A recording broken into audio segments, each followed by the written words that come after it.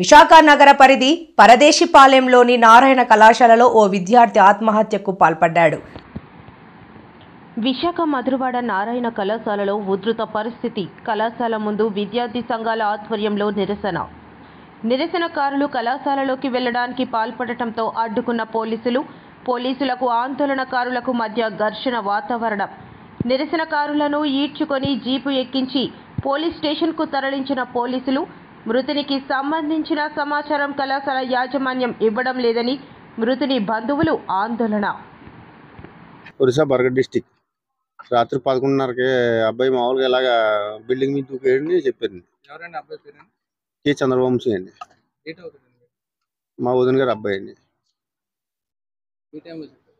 రాత్రి నైట్ 11:30 ఆ టైంకి అసలు ఏం చెప్పలేదండి.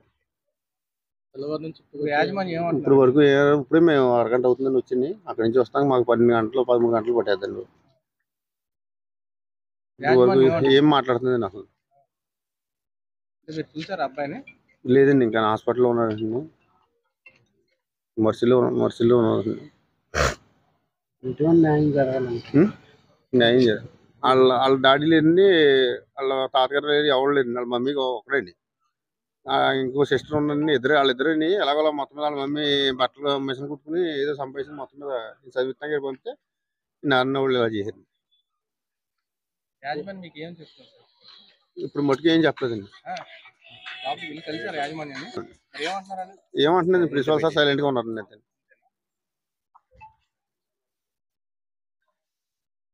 మధురవాడ జోన్ ప్రధాన కార్యదర్శి CI2 రాజ్ కుమార్ నా పేరు. పరదేశపాలెంలో ఉన్నటువంటి నారాయణ కాలేజ్ ఏదైతే ఉందో, కాలేజీలో విద్యార్థి రాత్రి 11 గంటలకి మరణించడం జరిగింది. ఎందుకు మరణించారు అంటే, అబ్బాయికి రీసెంట్గా చెయ్యి ఫ్రాక్చర్ అయింది. ఫ్రాక్చర్ అవ్వడం వల్ల ఇంటికి రెస్ట్ తీసుకొని వెళ్ళి వచ్చాడు.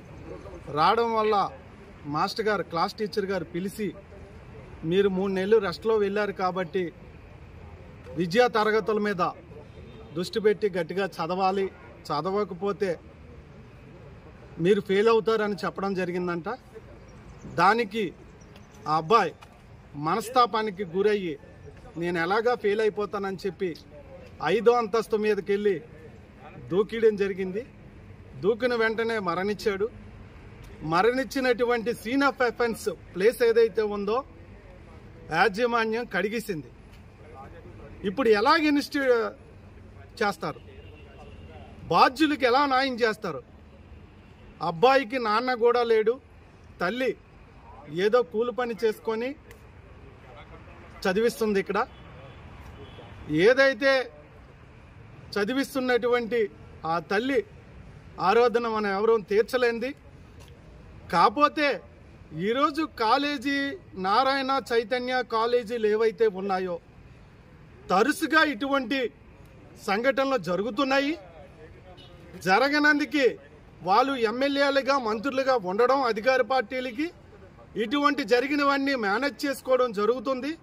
కాబట్టి ఇప్పటికైనా సరే నారాయణ కాలేజీని సీజ్ చేసి పూర్తిగా ఆ ఫ్యామిలీకి న్యాయం చేయకపోతే ప్రజా సంఘాలుగా ఆ ఫ్యామిలీకి అండగా ఉండి ఆందోళన చేస్తాం.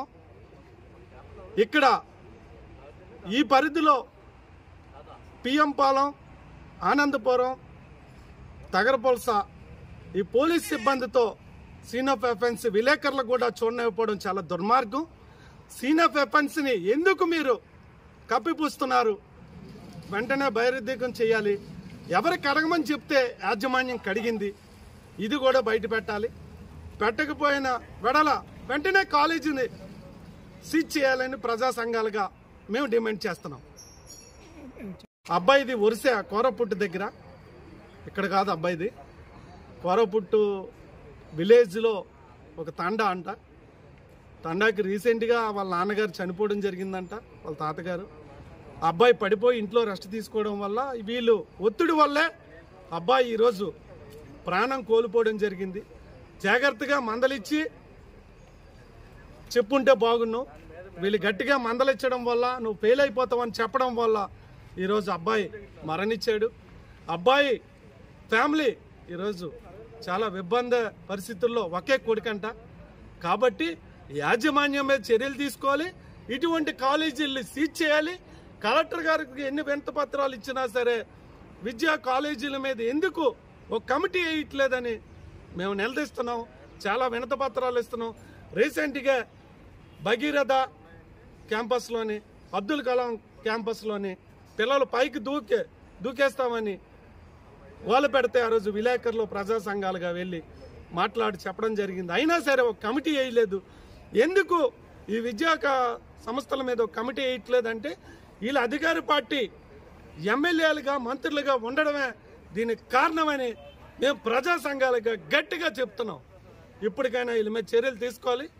నారాయణ గారు వెంటనే ఆ ఫ్యామిలీని ఇక్కడికి వచ్చి సందర్శించి ఆ ఫ్యామిలీకి అండగా నిలబడాలి. నిలబడకపోతే ప్రజా సంఘాలుగా ఇక్కడ నిరాదరణ చేయనందుకైనా మేము సిద్ధంగా ఉన్నామని చెప్పి డిమాండ్ చేస్తున్నాం.